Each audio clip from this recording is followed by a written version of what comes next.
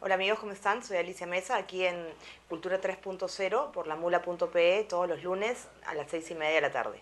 Bueno, hoy tenemos un programa dedicado un poco a la arqueología, por una coincidencia de invitados en realidad. Estamos con Carlos Saucejo Castillo, quien es el director del Centro Peruano de Arqueología Marítima y Subacuática, que es un centro dedicado a lo que es arqueología en los fondos marinos, lacustres, fluviales, en fin, todo lo que indica agua.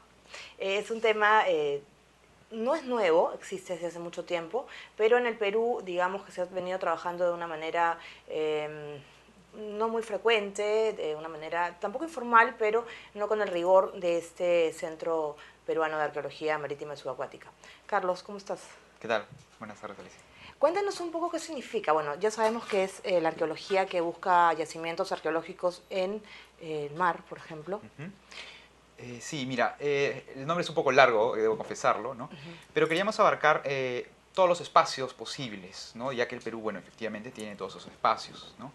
El nombre de marítimo es porque, bueno, tenemos un frente de mar, ¿no? Evidentemente, y que es muy extenso y que no solamente incluye lo que es la parte acuática en sí mismo, sino además la costa, ¿no? Porque la costa está en interacción, ¿no? Con el mar, ¿no? Lo próximo, ¿no? No estamos hablando de ya valle más arriba, sino simplemente los espacios costeros próximos al mar que tienen una directa relación, efectivamente, económica, social, cultural con el mar. Están evidentemente muy influenciados por ella, ¿no? Y el tema de subacuáticos porque queríamos abarcar en realidad otros espacios, como son las lagunas de altura, por ejemplo, ¿no? Estamos hablando de el Titicaca, que es el caso más claro, ¿no? Pero también existen otro tipo de lagunas de origen glacial y que evidentemente pueden tener evidencias arqueológicas muy tempranas, ¿no? Eh, y finalmente los espacios fluviales, ¿no? Nuestra selva, nuestros espacios, áreas selváticas, tienen muchos ríos y si bien es cierto que de repente que son muy cambiantes, ¿no? Hay barcos, canoas, etcétera, cultura que puede estar en esos espacios, ¿no?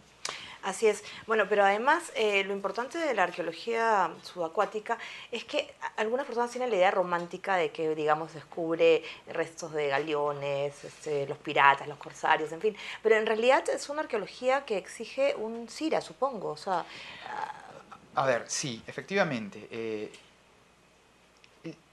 Todo desarrollo que abarque la modificación de un fondo marino o acuático, ¿no?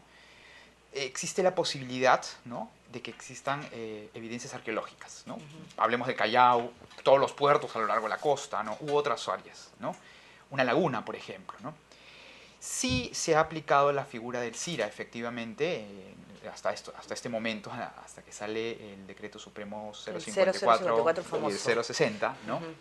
En donde efectivamente se están utilizando esta figura para poder evaluar que en las áreas acuáticas de los proyectos en cuestión, ¿no? No existan evidencias de naufragios, principalmente, ¿no? O en otras áreas, sitios arqueológicos que hayan sido cubiertos por el cambio de las áreas acuáticas, ¿no?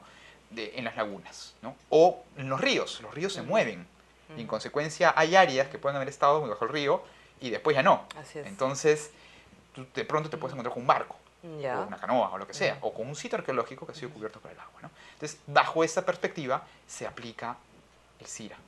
Pero el problema es que en el agua no es tan fácil como en tierra. Así es toda una cosa totalmente Es distinta, ¿no? distinta, Que no ¿no? O tiene nada sea, que ver. y no es que en tierra sea fácil, sino que simplemente tú puedes ver más caminando en tierra de lo que estás en el agua. En el agua tienes visibilidad muy limitada, ¿no? No porque no haya luz, Claro. sino porque los sedimentos flotantes no te dejan ver. Existen metodologías aceptadas internacionalmente, como por ejemplo el sonar de barrido lateral, magnetómetro, etcétera, que son herramientas geofísicas que se deben de utilizar, o en todo caso se utilizan para cualquier diseño de proyecto portuario, por ejemplo, y que se pueden utilizar justamente para evaluar antes de ir a bucear y solamente ir a puntos específicos. Ahora, tú trabajaste en la construcción del Muelle Sur. A ver, tanto DP World Callao como APM Terminals Ya. tendrían que haber presentado, bueno, presentaron evidentemente proyectos de evaluación arqueológica. Efectivamente, yo participé y dirigí los proyectos de evaluación arqueológica en ambos puertos, ¿no? ¿Qué descubriste? Eh, En el caso de DP World Callao no encontramos mayores evidencias de embarcaciones históricas, ¿no? O sea, a ver, de acuerdo a la legislación tienen que tener 50 años de hundidas, ¿no?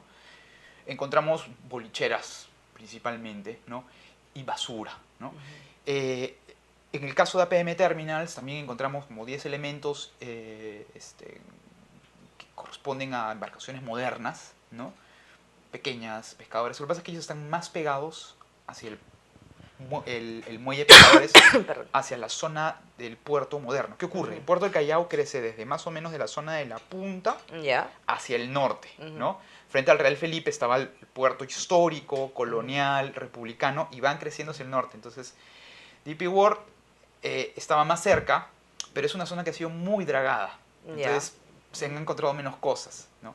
Sin embargo, APM Terminals está en una zona donde ha sido el desarrollo más moderno. En consecuencia, había menos chances de encontrar elementos históricos. Aún así, ¿no? Hemos encontrado pues, balas de cañón, no muchas, unas cuantas balas de cañón, un par de anclas, ¿no? Una rueda que creemos que es de ferrocarril, no sabemos qué es, pero puede ser algo por el estilo, ¿no? Y una pequeña sección de lo que es un barco, un casco, ¿no? Pero es mínima, ¿no? Muy, muy, muy pequeña, ¿no? Eso es en las costas, digamos, en las costas limeñas, ¿no es cierto? En Paita también ha habido hallazgos, Sí, ahora, estamos hablando de la zona portuaria netamente donde se han hecho proyectos. No sabemos qué ocurre desde Muelle Sur hacia la punta. Esa es una zona muy interesante porque es donde se han dado todos los desarrollos portuarios más tempranos. Ahí debe haber de todo. ¿Y no han sido investigada esa zona? Nunca. O sea, de todo en el sentido cultural, ojo. O sea, aquí no hay tesoro, no hay barco con oro ni plata, pero ¿qué es lo romántico? Exacto. No hay ciudades sumergidas no hay ciudades como sumergidas. en el caso del Mediterráneo, que hay estudios así, ¿no? Efectivamente, en el Mediterráneo tú te encuentras casas romanas con todo abajo, ¿no? No, aquí el famoso mito del Callao hundido que está ahí debajo no se aplica. ¿No? Puede ser que encuentres algunas cosas, ¿no?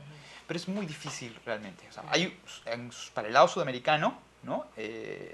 Sí está lo que corresponde a Port Royal, ¿no? Que sí se hundió.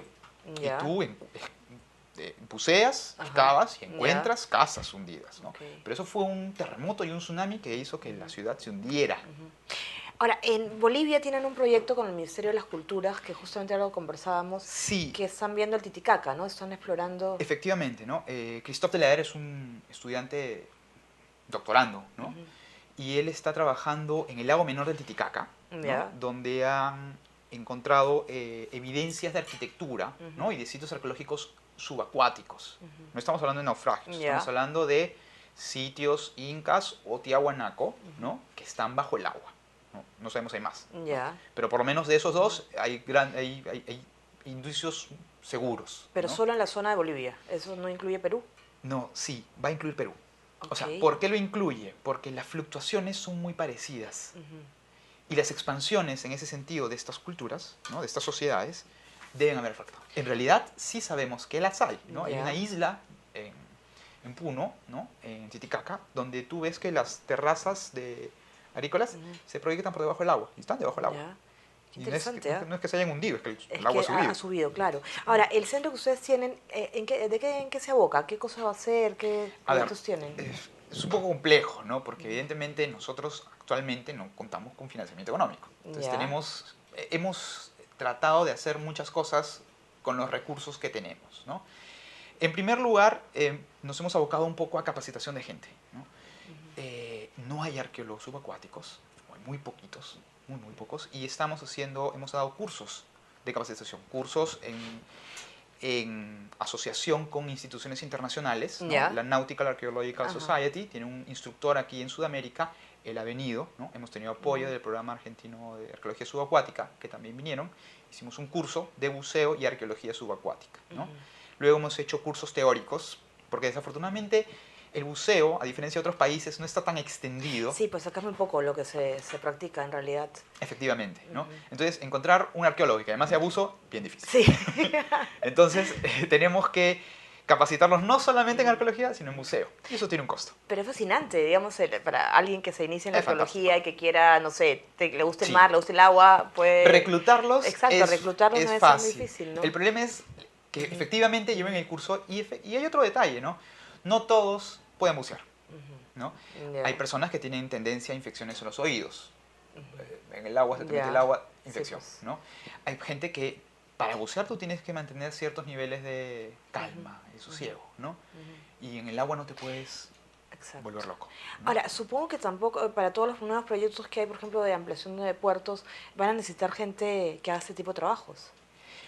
No sé, porque con el decreto 0054 y 60 los proyectos de evaluación ya no existen, a no ser que en este caso sí se hagan porque las condiciones son distintas. O sea, va a ir un supervisor, de acuerdo a lo que hasta la normativa lo indica, va a ir un supervisor del Ministerio de Cultura y va a decir, bueno, yo no veo nada, tienes que hacer un proyecto de evaluación arqueológica. Pero, con lo cual estarían bajo tu potestad, exacto, ¿no? pero se va a normar, ¿no? O sea, la idea es que el decreto se ha lanzado, sí, pero tiene cierta normativa que todavía no está dada. Exactamente. En ese sentido, por ejemplo, nosotros como institución tenemos un convenio con el Ministerio de Cultura. ¿No? El Centro de Arqueología Marítima y Subacuática tiene un convenio con el Ministerio de Cultura justamente para apoyarlos, ¿no? En normativa, en capacitación, ¿no? En enero hicimos un curso teórico donde becamos a 6 representantes del Ministerio de Cultura para que sigan el curso con nosotros, ¿no?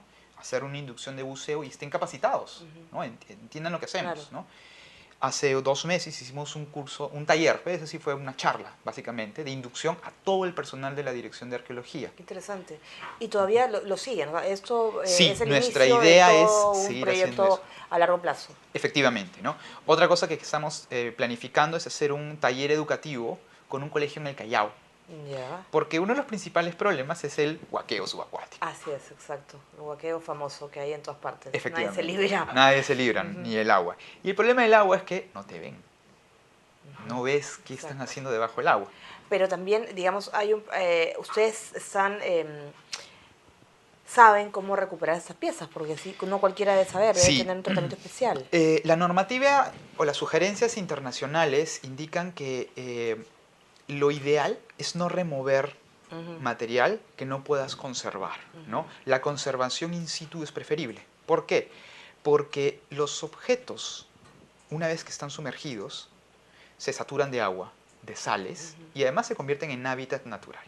Así es. Entonces, si tú los sacas fuera del ambiente acuático, empieza un proceso de deterioro inmediato.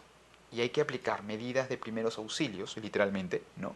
De conservación y un proceso de conservación que tienden a ser largos y onerosos, ¿no? Te voy a dar un caso. El Mary Rose es una embarcación, fue la embarcación insignia de Enrique VIII, ¿no? Se hundió frente al puerto de Portsmouth, ¿no? Y entre la década de los 70 lo encontraron. Lo investigaron por unos 8 años. A finales de los 70 deciden hacer una excavación total, porque valía la pena, ¿no? Este proyecto. Y 3 años después terminaron de excavarlo todo lo que quedaba del barco, que era exactamente la mitad. ¿Ya? Luego lo izaron, lo sacaron del agua, para lo cual tuvieron que construir una cuna especial de metal, ¿no? Estoy en un barco de por lo menos unos 40 metros de largo, ¿no? Lo izaron y lo llevaron a un dique seco en el puerto de Portsmouth, donde se quedó echado por unos 20 años, mientras que lo rociaban permanentemente de agua fría para que le quitarle la sal.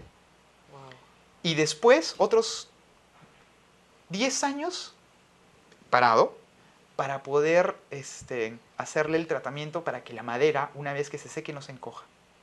O sea, 30 años. Toda una historia para 30 recuperarlo. años. Esos son los compromisos que requieren cosas tan grandes, ¿no? Puedes trabajar cosas más pequeñas.